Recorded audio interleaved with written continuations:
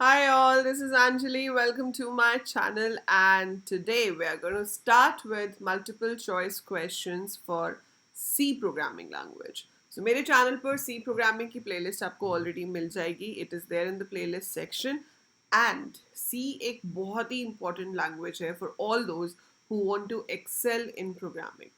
क्योंकि आप चाहे BCA कर रहे हो, चाहे BTech कर रहे हो या BSc कंप्यूटर साइंस कर रहे हो, जब आपकी प्लेसमेंट्स होती हैं तब आपको कॉम्पिटिटिव एग्जाम्स में सी के क्वेश्चंस पूछे जाते हैं एंड इवन बीसीए के एंट्रेंस एग्जाम में भी सी के क्वेश्चंस कुछ कुछ पूछे जाते हैं. और इस बार तो काफ़ी कॉलेजेस के जो एग्जाम्स हैं सेमेस्टर के, those are going to be multiple choice questions. जैसे कि आईपी यूनिवर्सिटी का इस बार बीसीए फर्स्ट सेमेस्टर एमसीक्यू होने वाला है. सो ये एमसीक्यूज आपको अपने प्रोग्रामिंग के हर पड़ाव पर काम आएंगे. They will be very, very useful to you. So we will be discussing 10 questions in every set, and I will try my level best to upload more and more of such sets. Fine?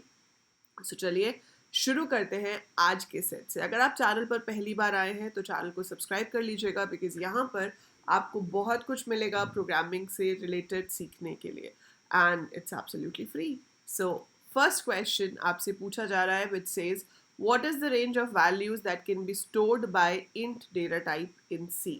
ठीक है, तो आपके पास जो integer data type होता है उस पर positive value भी हो सकती है, नेगेटिव वैल्यू भी हो सकती है. ठीक है, अगर हम पुराना सिस्टम देखें, जो पुराने कंपाइलर्स थे, तो एक इंटीजर 2 बाइट्स की जगह लेता था. ठीक है, बट लेटेस्ट कंपाइलर्स के अकॉर्डिंगली आपका जो इंटीजर है वो 4 बाइट्स की जगह लेता है. 2 बाइट्स का मतलब होता है 16 बिट्स, और 4 बाइट्स में कितनी हुई 32 बिट्स, क्योंकि एक बाइट में 8 बिट्स होती हैं, है ना. सो ये हमारे पास इसकी नंबर ऑफ बिट्स की रिक्वायरमेंट हो गई. अब देखो, जब आपके पास एक ही बिट होती है तो वो या तो 0 हो सकती है या 1 हो सकती है. मतलब एक बिट की 2 ही पॉसिबल कॉम्बिनेशन हुए. अगर 2 बिट्स हैं तो वो 0001 1011 हो सकती है, तो मतलब 4 कॉम्बिनेशन हुए.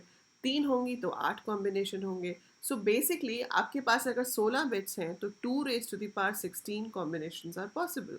पर इसमें से मुझे आधे नेगेटिव करने हैं और आधे पॉजिटिव करने हैं, तो आपके पास जो रेंज है वो रह जाती थी 2 raised to the power 15, क्योंकि 1 बिट जो है वो साइन का बताती थी. ठीक है, और बाकी बची 15 वो नंबर को फॉर्म करती थी. पर इनमें से देखो 15 वाली तो कोई ऑप्शन ही नहीं है हमारे पास, है ना. तो ऑब्वियसली यहाँ पे वो इंटीजर को क्या ले रहा है 32 बिट्स.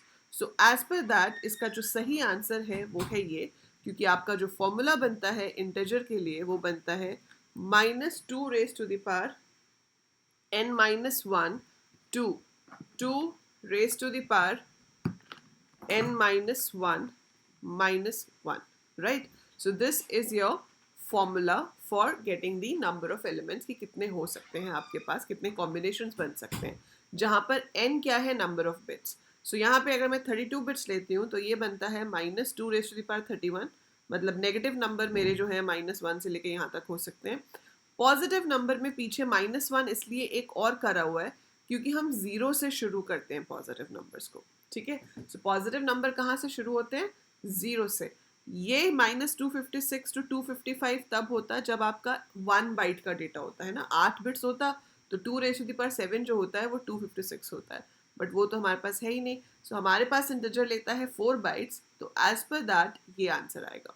ये है लॉन्ग इंट का साइज. ठीक है, और ये होता है अनसाइंड इंट, मतलब जिसमें नेगेटिव नंबर हो ही नहीं सकते, सिर्फ पॉजिटिव नंबर्स ही पॉसिबल है. पर नॉर्मल इंटीजर में नेगेटिव पॉजिटिव दोनों पॉसिबल होते हैं, इसीलिए ये आपकी इंटीजर की रेंज होगी. ठीक है, समझ आया. Next question, what will be the output of the following code snippet. तो कोड यहाँ पे दिया हुआ है, आपको इसका आउटपुट बताना है. बहुत ही सिंपल कोड है. आपके पास 2 इंटीजर्स हैं, A3 है B5 है. ठीक है, तो सबसे पहले जब भी ऐसे क्वेश्चंस हो अपने रफ वर्क में कर लिया करो कि भाई A कितना है 3, B कितना है 5, T एक और ले लिया गया. सो T एक और वेरिएबल क्रिएट हो गया, इसमें A चला गया. हमेशा राइट से लेफ्ट में वैल्यू जाती है, तो A चला गया T के अंदर, फिर B गया A के अंदर, B में था 5 वो यहाँ आ गया, फिर T गया B के अंदर, तो इसके अंदर आपके पास T में क्या पड़ा था 3, वो चला गया B में, खत्म. उसके बाद प्रिंट करा दिया A और B को, तो क्या प्रिंट हो रहा है 5 और 3. That means option D. So option D 5 और 3 दोनों प्रिंट हो जाएंगे. So that is the output. और ये प्रोग्राम कर क्या रहा है? Swapping of two numbers using a third variable. तो दो वेरिएबल्स को हम इंटरचेंज कर रहे हैं तीसरे वेरिएबल की हेल्प से. ठीक है, अब इसका आउटपुट बताना है. तो यहाँ पर ले रहे हैं हम एरे. सो एरे ले रहे हैं तो बॉक्स आप अब इस तरह से बनाओगे. So this is going to be your box. पहले में आ गया 1 2 3 4. सम है इनिशियली 0. इसकी पोजिशंस भी आप लिख सकते हो कि ये कौन सी पोजिशंस पे होते हैं. इनिशियली इंडेक्स शुरू होता है 0 से, 0 1 2 3. फिर सम आ गया. सम कितना है? 0. ठीक है, अब आई 0. ठीक है, 0 लेस देन 4. हाँ जी है. अंदर आएंगे, सम में ए आई को ऐड कर देंगे. तो ये कितना है? 1. 0 प्लस 1 गिव्स यू 1. वो सम की नई वैल्यू बन जाएगी, है ना. फिर आई प्लस प्लस होगा तो आई 1 हो गया. 1 लेस देन 4. हाँ है. सम प्लस इक्वल टू ए आई, मतलब उसी सम में अब ए 1 ऐड कर देंगे क्योंकि आई की वैल्यू 1 है. तो ए 1 पे क्या पड़ा है? 2. सो 1 प्लस 2 मतलब सम की वैल्यू अब हो गई 3. अब आपका आई 2 हो जाएगा. 2 लेस देन 4 भी है. सो 2 लेस देन 4 है तो वहाँ पे क्या पड़ा है? 3. सो 3 प्लस 3 हो जाएगा. That will give you 6. फिर उसके बाद अगली वैल्यू आ जाएगी. 6 प्लस 4 हो जाएगा. That will give you 10. Finally आपका आई 4 होगा. तो 4 लेस देन 4 नहीं होता, कंडीशन फॉल्स है. लूप से बाहर आ जाएंगे और हम परसेंटेज डी सम प्रिंट कर रहे हैं. तो सम कितना हुआ? 10. So 10 will be your answer. So option D is your correct answer in this. Easy है, बस एक एक स्टेप करके चलाते जाओ, आपको उसका आंसर मिल जाएगा. नेक्स्ट है how is an array initialized in C language. So जब आप एक एरे को इनिशियलाइज करते हो सी लैंग्वेज में, so this is option number A is the correct syntax. ठीक है, आप चाहो तो साइज को छोड़ सकते थे. मतलब अगर मैं ऐसे भी लिखती int A is equal to 1 2 3. So this is also correct. तो ये भी चल जाएगा, ये भी चल जाएगा, पर ये गलत है क्योंकि इसके आगे स्क्वायर ब्रैकेट है ही नहीं. ठीक है, और ये न्यू कीवर्ड हम सी में यूज ही नहीं करते. राउंड ब्रैकेट नहीं होती, इसलिए ये गलत है. सो सही आंसर जो है इसका वो है ऑप्शन ए.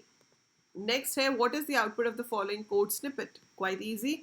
आपको इसके लिए ऑपरेटर्स की प्रेसिडेंस पता होनी चाहिए. तो इस पूरे में हमारे पास सबसे पहले सॉल्व होगा डिवाइड. क्यों? क्योंकि प्रेसिडेंस क्या होती है? Multiply divide mod. इनमें से जो आए पहले लेफ्ट टू राइट वो पहले सॉल्व हो जाए. उसके बाद आता है प्लस माइनस. जो पहले आए वो पहले सॉल्व हो जाए. तो यहाँ पर पहले सॉल्व होगा 4/2. ये हमको दे देगा 2. उसके बाद सॉल्व होगा 6 इंटू 2. वो दे देगा 12. तो अब ये बन गया 2 प्लस 2 प्लस 12.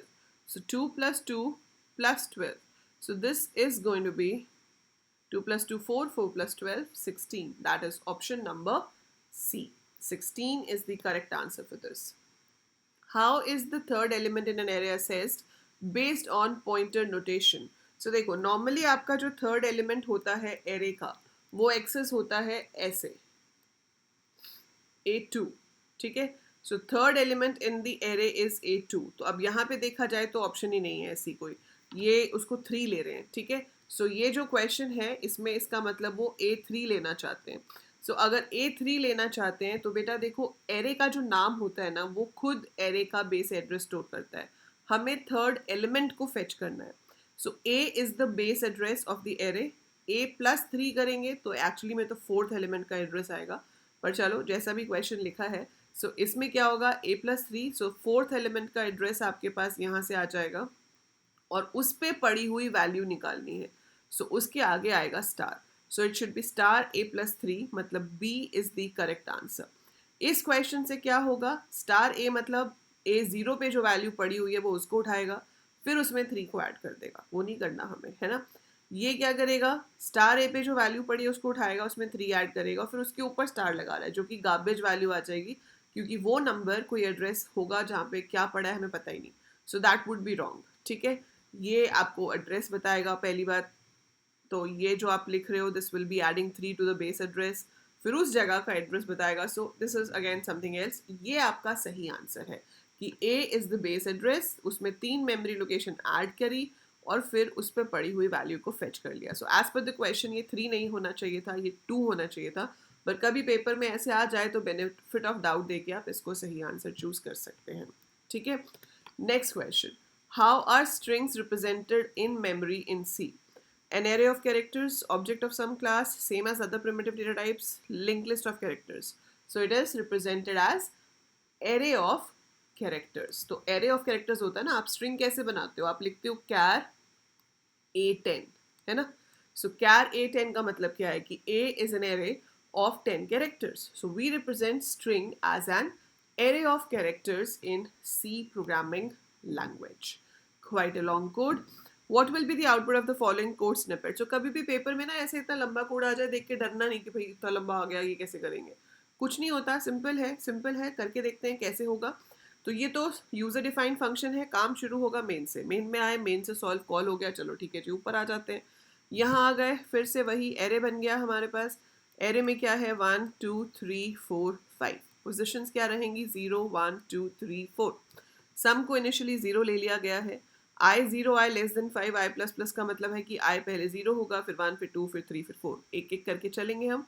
अब अंदर वो ये चेक कर रहा है कि अगर आई मॉड 2 0 है, अगर आई 2 से डिविजिबल है, तो सम में स्टार ए प्लस आई, अभी पिछले क्वेश्चन में ही बताया था मैंने आपको.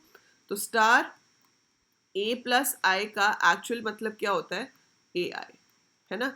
सो आप ए आई लिखो या आप स्टार ए प्लस आई लिखो, it's one and the same thing. तो अगर आई 2 से डिवाइड हो रहा है तो हम उसको ऐड कर रहे हैं. अगर ऐसा नहीं है, एल्स है, तो हम उसको माइनस कर रहे हैं. तो अगर 2 से डिवाइड होता है तो प्लस, अदरवाइज माइनस, और ये करते जाना है. तो चलो करते जाते हैं.